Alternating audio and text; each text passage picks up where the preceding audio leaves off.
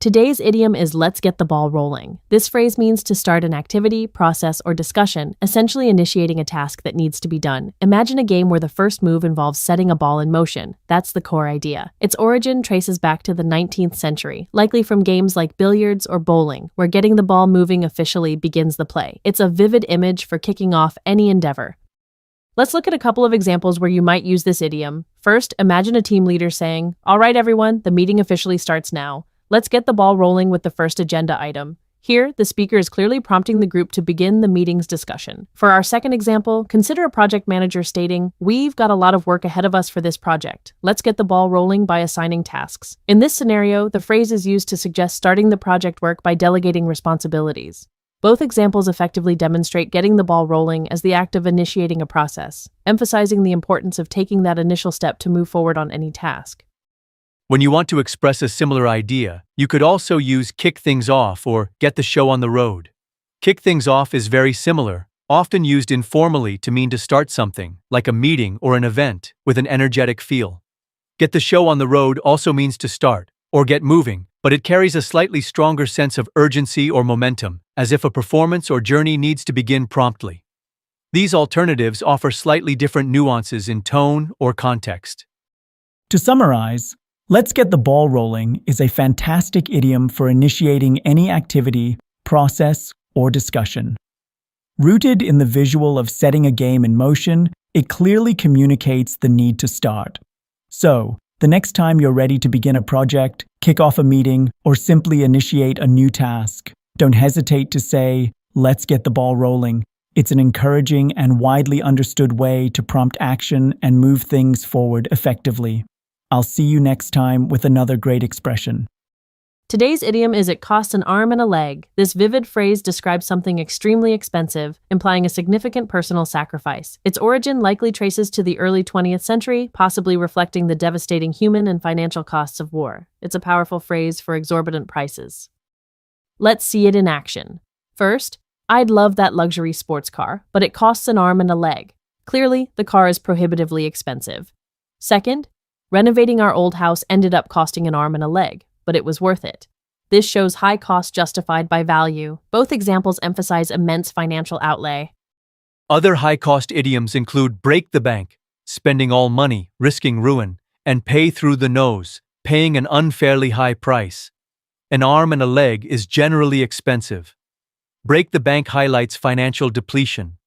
Pay through the nose implies unfair overpayment. Choose based on the specific nuance needed. To recap, it costs an arm, and a leg means incredibly expensive, like a huge sacrifice. Remember its possible war-related origin. Use it when something demands an exorbitant price. Practicing this idiom will make your English more expressive and natural. Keep learning. I'll see you next time with another great expression.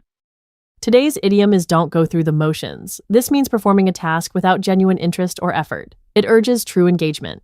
Originating from early 20th century usage, it describes mechanically done actions lacking real purpose or input. It's a call to be present and invested in what you do. Let's explore. First, if you're volunteering, don't just go through the motions. Genuinely help. This means active participation. Second, the team lost because players were just going through the motions. This shows lack of effort. Both examples emphasize doing tasks superficially without real engagement or passion. Similar phrases, just phoning it in and sleepwalk through it. Phoning it in means minimal effort from disinterest. Sleepwalking suggests doing something automatically. Don't go through the motions asks for genuine participation. Use others for specific reasons for disengagement like laziness or mindlessness. To sum up, don't go through the motions urges genuine engagement, avoiding superficial actions. Its origin reflects purposeful involvement. Remember to put your heart into what you do. Truly participate, living with intention, and making every action count. This idiom promotes impactful living. I'll see you next time with another great expression. Today's idiom is "you took the words right out of my mouth." This phrase perfectly describes that moment when someone expresses an idea or thought that you were just about to articulate yourself. It's a spontaneous reaction showing instant agreement or shared thinking. While a precise origin is hard to pinpoint, this vivid imagery likely emerged in English by the 16th century, stemming from the feeling that someone literally took your unspoken words. It's a delightful way to acknowledge a strong connection in thought. Let's bring this idiom to life with a couple of practical examples. Imagine you're with a friend, both feeling hungry. You might exclaim, "I was just about to suggest we get pizza for dinner, but you took the words right out of my mouth." Here, it vividly expresses that your friend vocalized your exact pizza craving at the very moment you were about to speak. In a different scenario, perhaps you're discussing a film with someone and you hear, "Wow, I was thinking the exact same thing about that movie. You took the words right out of my mouth." This illustrates its use when agreeing with an opinion or observation. Both examples clearly showcase how the idiom emphasizes a strong, instantaneous connection of thought, making communication feel effortless and truly shared. While you took the words right out of my mouth is specific to someone saying exactly what you were about to articulate. Similar expressions offer slightly different nuances. You read my mind is a broader phrase, often used when someone simply knows what you're thinking, even if they haven't explicitly said it themselves. Great minds think alike is a more general, often humorous, expression of shared intelligence or agreement on a topic, not necessarily about verbalizing the identical thought simultaneously. Choose the idiom when the verbal overlap is precise and immediate. To recap, "You took the words right out of my mouth" is an excellent idiom for those moments of perfect synchronicity. It means someone articulated precisely what you were about to say, highlighting an immediate, shared thought or intention. Originating from the vivid imagery of words being taken, it has become a staple for expressing strong, instantaneous agreement. Remember to use it when you want to show that deep connection, reinforcing common ground and making your conversations more engaging and relatable with others. I'll see you next time with another great expression. Today's idiom is "you crossed the line." This phrase means you've gone too far, exceeding acceptable boundaries of behavior or speech. Its origin is intuitive, stemming from the literal act of crossing a physical boundary or demarcation. Think of a finish line in a race, a property line, or a line drawn in the sand. When someone crosses the line, they've ventured into territory that is forbidden, inappropriate, or simply beyond what is permissible, often resulting in negative consequences or disapproval from others. Let's look at how we use "you crossed the line." In context. First, telling that personal joke was completely out of line. You definitely crossed the line with her. Here, the idiom emphasizes that the joke was inappropriate and violated a personal boundary. It highlights how someone's words can be offensive or disrespectful. Now, for our second example, the boss said discussing salaries is off limits. If you bring it up again, you'll cross the line. This illustrates a professional boundary. Crossing the line here means violating a clear rule or policy set by authority. Both examples show that this idiom warns against exceeding established limits, whether they are social, personal, or professional. It's about respecting unspoken rules and explicit regulations alike. There are similar expressions to "you crossed the line," each with slight nuances. Go too far is quite direct and often interchangeable, simply meaning to exceed an acceptable limit. For instance, your comments went too far. Overstep your bounds specifically implies exceeding one's authority or responsibility, like he overstepped his bounds by criticizing his manager. While "you crossed the line" applies to any boundary, overstep your bounds focuses more on hierarchical or role-based limits. Use "go too far" for general transgression, and overstep your bounds when someone acts beyond their rightful place. To recap, "you crossed the line" is a powerful idiom to describe someone exceeding acceptable limits, whether in behavior, speech, or actions. Its origin is rooted in the simple, universal concept of physical boundaries, metaphorically extended to social and ethical ones. Remember, this idiom conveys a strong sense of disapproval or warning, indicating that a boundary has been violated. Mastering this phrase will help you express clear disapproval when someone's actions are inappropriate or unacceptable. Keep practicing, and you'll be using this idiom like a native speaker in no time. I'll see you next time with another great expression. Today's idiom is "he knows his stuff." It means someone is very knowledgeable or highly skilled in a specific area, demonstrating deep expertise. Stuff here refers to their body of knowledge. This phrase became common in early 20th century English, serving as a strong, informal compliment for professional capabilities and understanding. Let's look at examples. First, the mechanic truly knows his stuff. This highlights his practical skill, giving confidence. Second, our new manager proved she knows her stuff solving a complex issue. This shows her deep understanding and ability. Both examples convey impressive reliability and competence in their fields, commending their expertise. It's a very positive affirmation of skill. Similar phrases include Hes an expert, and hes proficient. Knows his stuff is more conversational and enthusiastic, praising practical expertise among colleagues. Choose based on context and desired formality. In summary, he knows his stuff celebrates deep, practical expertise. Originating from stuff meaning knowledge, it's a dynamic compliment. Use it to acknowledge mastery. It's an impactful, simple way to express appreciation for genuine competence and skill. Keep practicing. I'll see you next time with another great expression. Today's idiom is I'm hanging in there. This phrase means you are managing to cope or survive through a difficult or challenging situation, even if it's tough. It suggests resilience and perseverance. The origin comes from the literal act of hanging on to something to avoid falling, which later evolved into a figurative expression for enduring hardship. It's a common, reassuring response when asked how you're doing amidst struggles. Let's explore these examples. First, after losing his job, John said, "It's tough, but I'm hanging in there," sending out resumes daily. Here, "I'm hanging in there" clearly shows John is struggling but actively working towards a solution, demonstrating resilience. Second, despite the long hours and demanding project, my team leader replied, "We're all tired, but we're hanging in there." This illustrates a collective effort to persevere through a challenging work environment. In both scenarios, the idiom conveys that while things are difficult, there's an underlying will to keep going and endure. It's a realistic yet hopeful expression. For similar expressions, am getting by implies just enough to survive, often with a slight undertone of barely making it. Im pushing through suggests actively forcing oneself to continue, emphasizing effort against resistance. Im hanging in there strikes a balance, acknowledging difficulty, but also resilience without necessarily implying extreme hardship or immense struggle.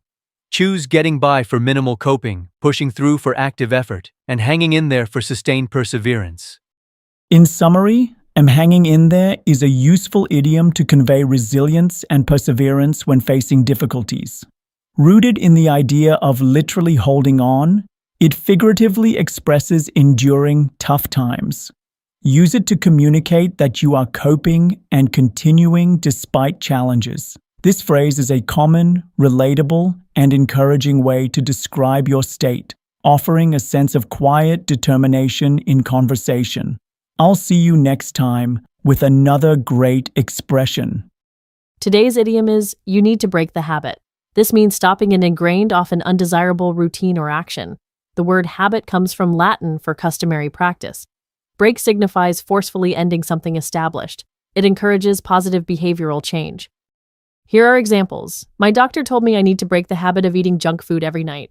Means stopping an unhealthy routine. It's hard to break the habit of checking my phone first thing in the morning. Both illustrate stopping repetitive, unwanted actions for personal growth. Similar phrases include kick the habit, informal and strong for bad habits like smoking. Example, he finally kicked the smoking habit. Another is, give up a practice, formal for ceasing any regular activity. Use kick the habit for ingrained, undesirable routines. To summarize, "you need to break the habit" means ending an established, often undesirable routine. Its origin reflects ending a repetitive pattern. Use this idiom to encourage positive change, overcoming procrastination or unhealthy patterns. It's a powerful phrase for self-improvement. I'll see you next time with another great expression. Today's idiom is, you hit the nail on the head. This vivid expression means you have identified something perfectly, said exactly the right thing, or understood a situation precisely. Imagine a carpenter trying to drive a nail into wood. The goal is to strike the head of the nail directly with one swift, accurate blow. Our idiom originates from this literal act, becoming a common phrase in the 17th century to commend someone for making an accurate observation or statement. It's a fantastic way to acknowledge someone's keen insight. Let's look at how we can use this idiom in everyday conversation. Our first example is, when Sarah suggested we focus on customer feedback, she really hit the nail on the head for improving our service. Here, Sarah's suggestion was precisely what was needed, perfectly addressing the core issue. Now, for our second example, I was struggling with the problem, but your explanation hit the nail on the head and made everything clear. In this case, someone's explanation was spot on, perfectly clarifying a complex issue. Notice how in both scenarios, the idiom celebrates accurate insight or a perfectly correct statement, emphasizing the precision of the observation or solution presented. There are several other phrases that convey a similar meaning. Two common ones are spot on, which is a more informal and concise way to say something is perfectly accurate, and to get to the heart of the matter, which emphasizes identifying the core issue of a problem. While you hit the nail on the head is versatile, spot on is great for quick agreement, especially in British English. To get to the heart of the matter is perfect when discussing complex problems where the main point needs to be identified. Choose you hit the nail on the head when you want to vividly praise someone for a very precise and correct insight. So, to recap, you hit the nail on the head is a fantastic idiom to use when someone has made a perfectly accurate statement or insight. It comes from the satisfying image of a carpenter's precise strike, bringing that vividness into our language. Remember, the next time someone offers a solution or explanation that is precisely right, you can tell them they truly hit the nail on the head. It's a powerful compliment and a memorable way to acknowledge their wisdom and clarity. Keep practicing, and you'll be using this idiom like a pro.